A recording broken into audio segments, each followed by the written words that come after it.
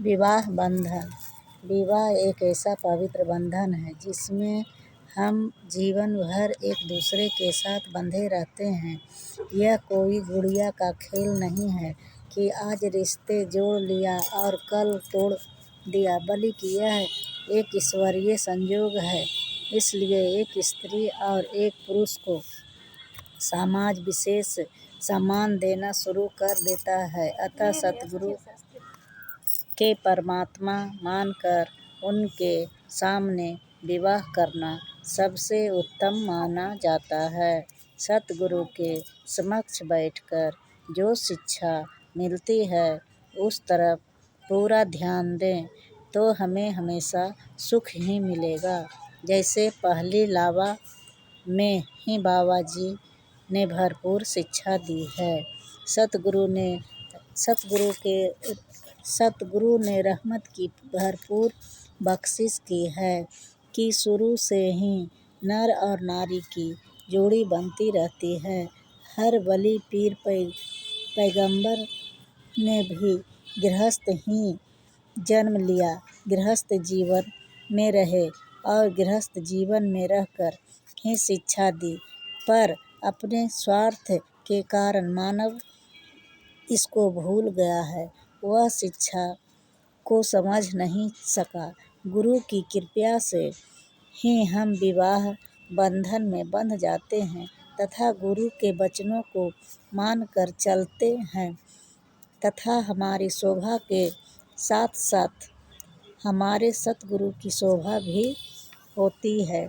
यदि हम इस बंधन में बंधे रहने के लिए गुरु के हुक्म की पालन नहीं करते हैं तो हर कोई यही कहेगा कि लो यह गुरु की हाजिरी में बैठकर इस बंधन में बंधे थे और आज लड़ाई झगड़ा दंगा फसाद करते हैं और अब नौबत तलाक तक आ पहुंची।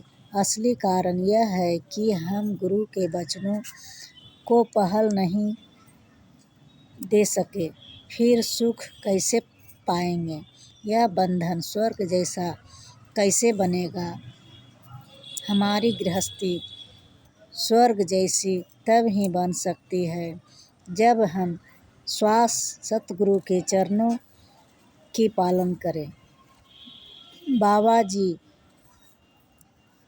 दूसरी लावा में भी यही कहते हैं।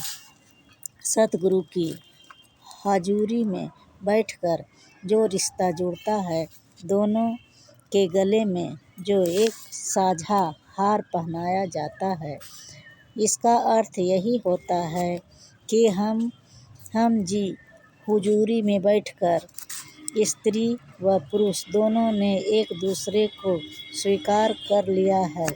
यदि बाद में हम इस तरह का सुंदर कर्म नहीं करते तो हम इस बंधन को स्वयं ही नरक बनाते हैं। इस हालातों के लिए हम स्वयं ही जिम्मेदार हैं। अगले आदेश में ही बाबा जी शिक्षा देते हैं। आओ हम सोचें कि क्या हम एक दूसरे पर एक जैसा अधिकार समझते हैं? क्या हम पति या पत्नी के थोड़ा बहुत ऊंचा बोलने से यह तो नहीं समझते कि हम किसी से कम नहीं हैं? फिर हम क्यों न ऊंचा बोलें? क्या हम सब की सेवा करते हैं? कहीं अपना स्वार्थ तो हल नहीं कर रहे? क्या हम बुजुर्गों के साथ मीठा बोलते हैं? आगे से जवाब तो नहीं दे रहे या अपनी मनमानी तो नहीं कर रहे? जिसके दिलों में सतगुरु के वचन बस गए हैं, वे पूरी उम्र सुखपूर्वक जिएंगे। दुख कभी उसके पास नहीं फटकेगा। चौथा लावा में भी बाबा जी ने इस शिक्षा पर चलने के लिए कुछ प्रण करने का आदेश दिया है। आओ हम प्रण करें कि हमारे मनोमय भी इस तरह गृहस्थ के बंधन में रहते हुए ज्ञान की ज्योति जलती रहेगी और निरंकार प्रभु की याद भी हमेशा हृदय में बनी रहेगी। सतगुरु बाबा जी ने अपने आदेश तथा आशीर्वादों द्वारा जैसे पति पत्नी का रिश्ता जोड़ा है, इसी तरह रूह का रिश्ता भी इस पति परमात्मा निरंकार प्रभु के साथ जोड़ा है।